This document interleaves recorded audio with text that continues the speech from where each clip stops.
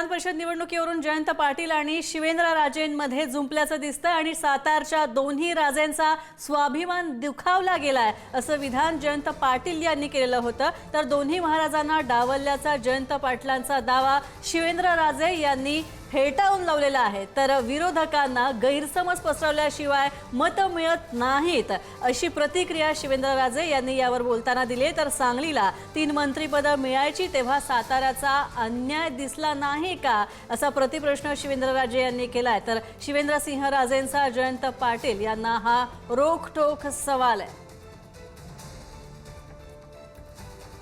प्रश्न सातारच्या 2 राजांचा त्यांना न विचारताच ही उमेदवारी झालेली दिसते असा माझा अंदाज आहे। खरं खोटं मला माहित नाही, त्यामुळे त्या दोघांचा देखील स्वाभिमान दुखावला असेल असा माझा अंदाज आहे, माझा दावा नाही। पण या सगळ्याच गोष्टीत आता त्यांना फार काही विचारलं गेलं असेल असं नाही। उदयनराजेंचा तर स्वभावच नाही असल्या गोष्टी खपवून घ्यायचा। त्यामुळं मला असं वाटतं की सातारने स्वाभिमान दाखवला तर सांगलीकर 50% जवळपास आहेत, त्यांची काहीच चिंता करू नका।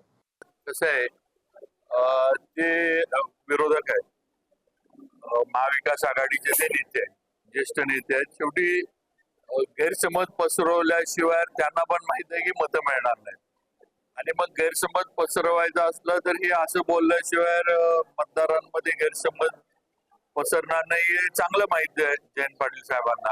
जयंत पाटलांच्या विधानाला काही अर्थ नाही, काही नाही, कुणी नाराज नाही।